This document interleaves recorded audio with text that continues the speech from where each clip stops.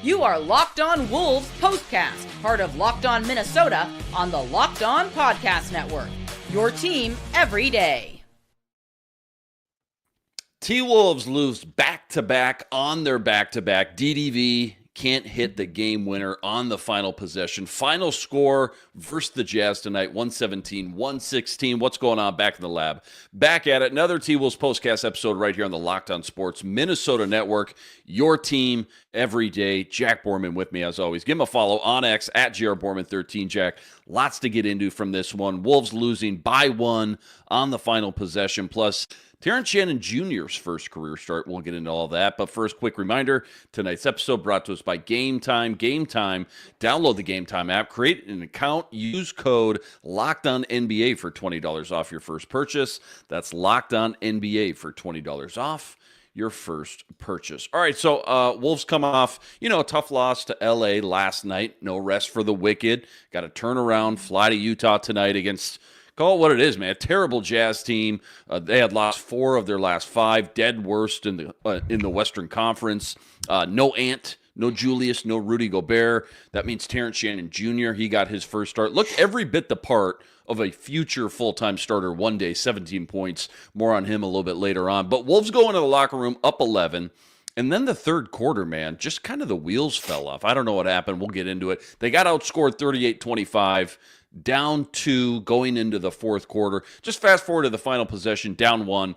DDV has a lane to the paint, goes up. He's met by not 1 but 2 defenders at the rim. Doesn't get the call. Wolves lose by 1. They drop back to 32-29 now on the year, 3 games above 500. Just start like we always do. Big picture. What's your knee-jerk reaction after this one? A tough loss, at least on paper, to a pretty bad team. Yeah, I mean, it's an absolutely brutal loss. This loss is on Anthony Edwards. He needs to wear this one. The Timberwolves need every game they can get. They just slipped down into the 9 spot now, and it's not exactly going to be easy for them, considering that this is the start of 6 games where they are going to be favored, pretty much regardless of who they trot out there on the floor. And you show up and you allow a 27-4 run to a Utah Jazz team that is actively trying to lose basketball games. And it's just horrible any way you slice it. I mean, the Wolves have completely wasted the 2 games that they stole against the Thunder. I mean, the last 8 games, the Wolves are 2-1 against OKC and 0-5 against everyone else. Yeah, it is awful. I mean, they're 5-8 since Julius Randle got hurt. They really need more guys that are able to get downhill and create, collapse the defense and create open shots for their teammates. And so I think they're really missing him, more so than they're missing Rudy Gobert right now, I think. But, again, just a maddening game that the Timberwolves found a way to lose when they looked like they were in complete control of this heading into halftime and just didn't really show up out of the halftime break. And again, it's been the same story with this team all year long, that they just continually dig holes that they find a way to claw out of at some point, and then they find themselves in these clutch time games. And far more often than not, it feels like they've just struggled to get games to the finish line. New segment debuts tonight, Jack. Check it out. Time to reveal where the game was won or lost. It's the turning point. Pretty snazzy, man. Pretty snazzy. Jack, what was the turning point of the game in this one? Again, kind of like you touched on, for me, it felt like coming out of halftime, you're up 11, then all of a sudden a couple quick runs by Utah. All of a sudden you look up, you're going into the fourth quarter down 2, a lot of momentum lost, coming out flat out of halftime like that. No excuses. What do you think? Turning point of the game. Yeah, I think you could certainly go there, but I think once it really got into kind of crunch time, if you will, I think the turning point was when TJ Shannon had a wide open, the Wolves were down 3. TJ Shannon had a wide open 3 at the top of the key, and he had made, to that point, I think 3 of his 4 threes, and turn that drive down, then tries to go right inside at Walker Kessler, who's one of the game's preeminent interior defenders, shot blockers, and gets his shot blocked, and it results in a KJ Martin crazy one-hand alley-oop finish on the other end. It was the second dunk in a row for KJ Martin, and you give a young team a bunch of swagger and confidence at home. All those young guys aren't trying to lose games. I mean, the Jazz organizationally are trying to lose, but if you give some confident, talented young guys some swagger and some mojo, I think, especially at home, it's just brutal. And so, certainly I'm not really going to blame TJ at all for why this game went the way they did. It was just, I think that really gave the Jazz a lot of life after the Timberwolves had gotten back into the game and taken the lead at one point before that. So I'd certainly go with that moment, just for the way that it injected a bunch of juice into the Jazz and into the home crowd. Yeah, well said there. The first half, man, it was kind of a thing of beauty, so it's really a shame they lost this one and fell apart. So much beautiful team basketball going on. Most assists in the first half all season with 23. I think they tied or broke the NBA season record with best assist to turnover ratio. Again, in the first half, they had 1 turnover, I believe, heading into the locker room, which, especially if you've watched this team all year, that was fantastic. What team stats really stuck out for good or bad tonight? Yeah, I think that's got to be it. The Timberwolves had 24 assists, 1 turnover in the first half. That assist to turnover ratio of 24 tied Cleveland on February 2nd against Dallas in the first half of that game. They also had 24 assists to 1 turnover. So that tied the best mark in the NBA in any half this season.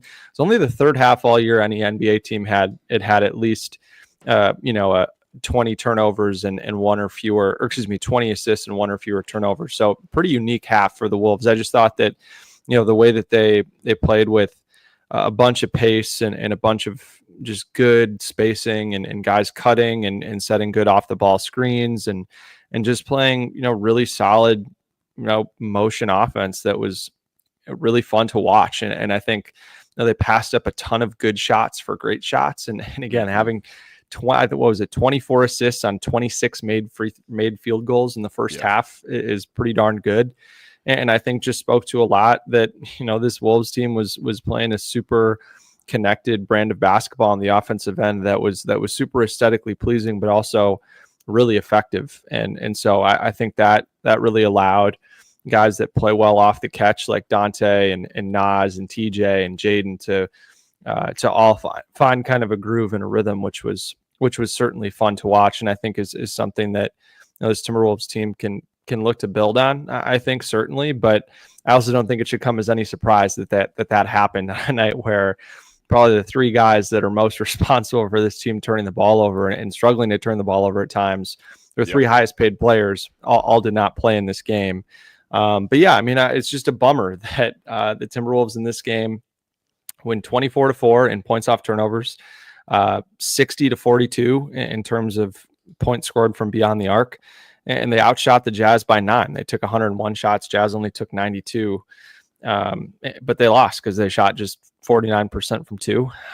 League average is about 54%, and the Jazz shot 58%, and that was the difference in the game. The Jazz did a great job of keeping the Wolves away from the rim in that short mid-range area, forcing tough shots to go over Walker Kessler and John Collins, who are both excellent shot blockers, and that was a good strategy and a good formula for them. And you got to give them credit for making enough shots to be able to get this one done, despite turning the ball over and over and over and over again.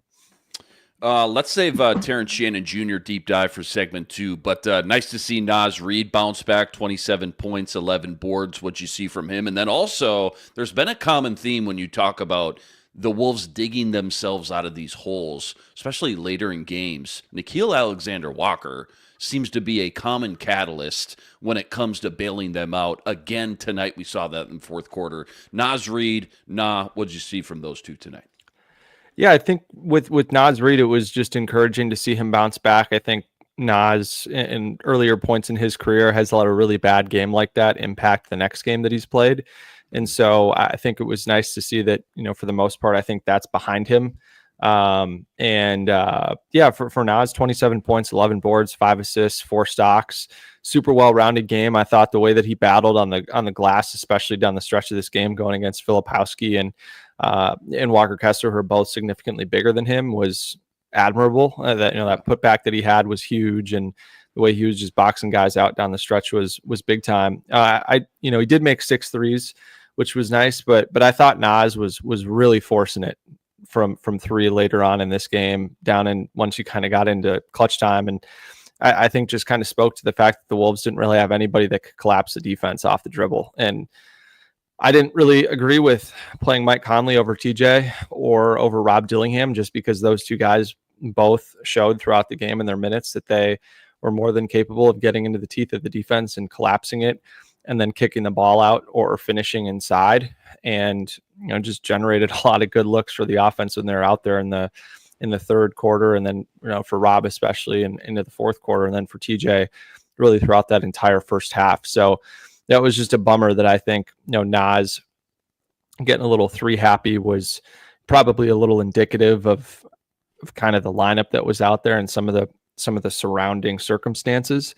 But again, you could also make the argument that you're taking Walker Kessler away from the basket, you're not trying him at the rim. So I can understand both sides of that coin for sure. And then with Nickeil, yeah, I think my favorite part about Nikhil's game is that he just never gives up on a game. He doesn't care what the score is.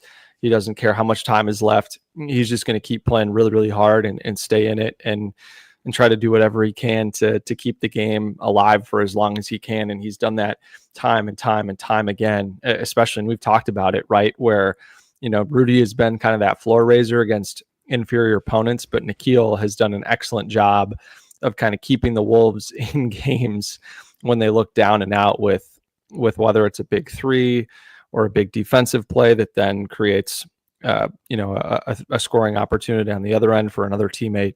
I think these guys just love playing with him because of how hard he plays, and they never have to question the heart and the want to and the will of that guy. And so it's always great to have those guys in your team. And, again, for him to play the way that he did in the fourth quarter of this game was absolutely awesome. And I think he deserves a lot of credit for the way that he kind of hung in there and really battled for the Wolves. So, yeah. Yeah, good breakdown there, per usual. Plenty more deep dive from this one, including, again, Terrence Shannon Jr.'s first career start. We'll talk about that. That's all coming up right after this. Quick reminder, tonight's episode brought to us by FanDuel. FanDuel, America's #1 sportsbook, an official sportsbook partner of the NBA. Right now, FanDuel is giving you a chance at a huge return, $150 in bonus bets guaranteed when you win your first $5 wager. Why I love FanDuel? When you get the hunch in the middle of the game, you can go check out the latest stats. You can view live play-by-play and so much more, all on the same page where you place your bets. Again, $150 in bonus bets guaranteed when you win your first $5 bet. Go check it all out over at FanDuel.com. Get on some NBA future action while you're there. Naz Reid, 6 Man of the Year odds, still sitting at 5-1. It's all sitting up over at FanDuel.com. Again, check it all out over at FanDuel.com and get $150 in bonus bets guaranteed when you win your first $5 bet. FanDuel, America's #1 sportsbook, an official sportsbook partner of the NBA. All right, Jack, Terrence Shannon Jr.'s first career start. 17 points, 4 boards, 5 assists, 0 turnovers. Hand out a grade. What'd you like? And does he have that kind of look and feel, I guess, of a potential full-time starter in the NBA or what? What do you think?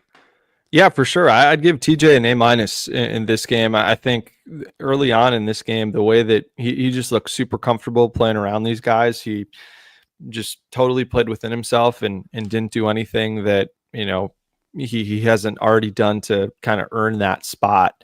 And the extended run that he got tonight, I thought that for the most part played really under control, and it was nice to see him knock down some threes early in the game.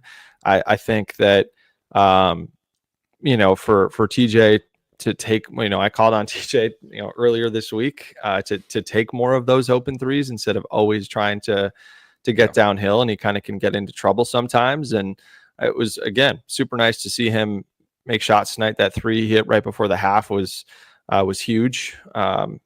So yeah, I think for TJ, it's just super important that, he's just able to kind of translate what he's been doing coming off the bench to playing in the starting lineup alongside, a guy like Dante DiVincenzo, who, both those guys in their own right do a ton for creating transition opportunities. And I think, there was, one play that really stuck out to me early in the game where, the Timberwolves gave up a made basket, and then TJ, they inbounded the ball to TJ, and he just flew up the floor, and got what is essentially a fast break opportunity assist for Mike Conley, which was awesome to see. I mean, how many times have you seen a Timberwolves opponent kind of get a transition opportunity off of a Wolves make? So it was nice to see someone else do that on the Timberwolves for a change. So that was great to see. And I think, for TJ, it's just the more confidence that he has in his 3-point shot. If he's able to shoot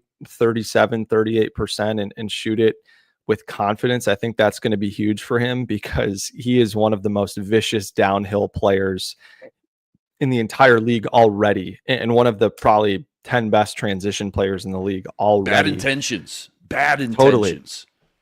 Totally. So I think the more that his game can naturally draw defenders out from, sagging off a little bit into the paint, I think that's going to be key, because right now defenses know that he really wants to put the ball on the deck and go. So I think the more that he can make them respect his outside jump shot is going to be really important. But yeah, and he kind of got bullied a little bit at times by John Collins and lost him playing off the ball a few times. So a couple welcome to the NBA moments for sure. Yeah. So I think that's probably what precludes it from being, an A or an A plus. But I mean, I think he should have closed this game, and I think having a guy that could collapse the defense late in the game would have been really nice. But again, I mean, still think the Timberwolves ball movement was okay and passable enough, considering what we've seen in recent games in the clutch time from him. But the way that he basically every single time he gets a rebound or touches the ball, when the game is kind of changing possessions, it's just like he's almost instantly creating a transition opportunity or getting in the paint for a score. So I think the more that he can layer in some of the cutting and some of the 3-point shooting will make him a bona fide 20-23 points per game scorer in the NBA. He's certainly got the talent and the athleticism to be able to do that. I just think it's a matter of kind of confidence and knowing how to read certain coverages that he's going to see and his teammates are going to see. But there's no reason why this guy can't be a really, really important part of the Timberwolves' long-term plans. The first career start, man, he's only going to get better. First career start. I mean, he's only going to polish his game and kind of, clean up some soft edges, if you will, of his game from here on out. So super exciting, super high ceiling, already a high floor. Again, 17 points, 5 assists, 4 rebounds, over 20 points last night versus the Lakers as well. So 2 great games for Terrence Shannon Jr. How about the other 2 young pups? Clark, 3 steals, maybe not the offensive output that we have seen from him in the past, but 3 steals. Dilly, I curious to what you have to say, but I thought defensively, actually, feel weird even saying this out loud, but Rob Dillingham defensively, I kind of liked what I saw, at least effort-wise, from Rob. What'd you see from Clark and Rob, the other 2 youngins? Yeah, for sure. I thought that Jalen Clark was, pretty competitive when he got in there. It was just kind of a weird matchup for him. I think, I personally would have liked to see him start and take the Sexton matchup. And just against a smaller guard, I think he struggled with some of the bigger, more physical matchups that we've seen him take. So it would have been nice to see that. But so it was just kind of a weird matchup in terms of the rotation where he ended up going. But thought that he did a fine job defensively in his minutes. Was a nice playmaker on the perimeter, like you said, with 3 steals, and then got his nose in there for a putback on a rebound, or on a off of a free throw miss from Garza. Nas got it, missed it, and then Clark stuck it back, which was great to see. And then made another 3 tonight, which is important in transition from Dante. So I think totally fine game from Jalen Clark. And then for Rob Dillingham, I thought that Rob was super competitive defensively in that second stint that he had. I think he made a lot of really smart reads, especially off the ball when his man was cutting. He did a great job of taking away those kind of UCLA cuts and was super aggressive flying around on the perimeter. And then I thought really kind of started to get into his bag and find a rhythm off the dribble in that third quarter, fourth quarter bridge that he played, and really started to kind of find that confidence. I think for Rob, it seems like he just has no confidence in his 3-point shot right now, and it takes a lot out of him to get those shots up. and so he's tried to do a lot more of his work inside the arc. But yeah, I thought that this was one of the better games that Rob has had in a while, and I think a lot of it had to do with the energy that he played with on the defensive end. And then I thought Rob too was low key excellent in transition and semi transition, where the defense isn't getting matched up, and he drew a second or sometimes even a third defender to him when the Jazz couldn't get their defense set, were struggling to communicate, as a lot of young teams do defensively, and then kind of weaponized that against the Jazz and found open guys that created a lot of open shots while he was out there on the floor. And I think that was an important part of why the Timberwolves were able to claw back, getting in that hole after that 27-4 Jazz run that third quarter. So yeah, it was good to see that from Rob, but would have liked to see him play more than 18 minutes. And I think you probably could have had a result like what you had in OKC if Rob continues to play down the stretch of the game, just because I thought that he did a really nice job in the half court offensively, and probably should have had a little bit of a longer stint there in the fourth quarter. So yeah, well said there. Again, ups and downs, as to be expected for most rookies in the NBA, if not all of them. But I will say, just in general, top to bottom, big picture, 5D view, these three rookies, man, a lot of promise they're showing for the future. Not just 2025, but beyond 2025 in future seasons. So a lot of exciting stuff, I feel like, from those three. Couple minutes left. Let's talk about this Suns game coming up Sunday night, and we'll wrap up with what we'll be talking about. That's all coming up right after this. Quick reminder, tonight's episode also brought to us by BetterHelp. BetterHelp, when your schedule gets packed with work projects and more, it's so easy to let your priorities start to slip, even when we know what makes us happy. But when you feel like you got no time for yourself, non-negotiables like therapy, they're more important than ever. If you've been thinking about starting therapy, maybe it's time to give BetterHelp a try. Entirely online and designed to be convenient, flexible, and suited for your schedule. It's so simple. All you got to do, you fill out a brief questionnaire, you get matched up with a licensed therapist, and you can switch therapists at any time for no additional charge. Never skip therapy day with BetterHelp. Go visit BetterHelp.com/lockedon today. You're getting 10% off your first month. That's BetterHelp, HELP.com/lockedon. All right, Suns up next. Quick scouting report on the Phoenix Suns as of late. How have they looked? What do you expect from Anthony Edwards and his game back from suspension? And, after losing back-to-back, how badly does this team just need to come away with a win, get a dub, get some momentum? Like you said, 2-1 versus OKC in their last three, but 0-5 versus everybody else. Yeah, totally. I mean, I think it's as good of a opponent as you could ask for playing the Suns, because the vibes are about as bad as they could possibly be for Phoenix right now. It's seemingly like every single day, something new comes out that's just totally bad news about just the chemistry and the resources inside the Suns that leaked to John Gambadoro, who's kind of the premier Suns insider in that market, about how everyone on this team just does not get along right now. And it looks like it's going to continue to be that way. I mean, this team has lost 7 of their last 9 games. They won tonight against the Pelicans. But, this is a game that the Timberwolves should absolutely have, especially getting Anthony Edwards back. Doesn't sound like we'll see Rudy Gobert or Julius Randle. But, this Suns team has been giving up a ton of points. They gave up, 151 to the Grizzlies few games ago, 124 to a pretty beat up Pelican squad that doesn't have a whole lot of scoring options, 127 to the Raptors, which is awful in recent games. So yeah, I think that it's absolutely a game that the Wolves have to have. I think it starts with, doing a great job on Devin Booker, because I think if Devin Booker can get going in a basketball game nowadays, anything can happen. So I think you got to really key on him and then, just force Kevin Durant to take a ton of mid-range jump shots. And the same goes for Bradley Beal. And that was a recipe for success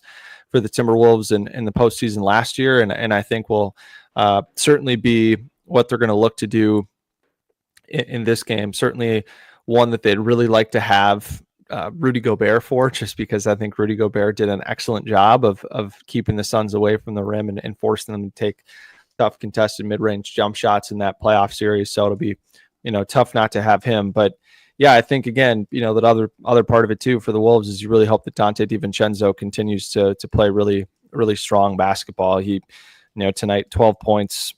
Made 4 of his 10 threes. All of his points came from beyond the arc, but 7 rebounds, 5 assists, 0 turnovers, 3 stocks, team high plus 14. And Dante, since coming back in these 2 games, playing on back-to-back nights, right off the pine is huge. He's 7 of 16 from 3, 44%, 11 assists and 0 turnovers in those 2 games. So, I think that, in that comment that you just pulled up is a great point as well, that I think that's going to be a much more involved game from Jalen Clark for sure. No question about it. So, all right, Jack, one more news segment to send us out on what you'll be talking about. This is what you'll be talking about. Check out these sweet graphics we got, man. Unbelievable. Must be moving up. Jack, what's the water cooler talk tomorrow at work after this one? Or maybe no work on Saturday for some folks. So what's people talking about in the group chats tonight and tomorrow morning about this team and about this game? Yeah, I think if you want one negative thing and one positive thing, I think the negative thing is just how many games is Anthony Edwards going to miss?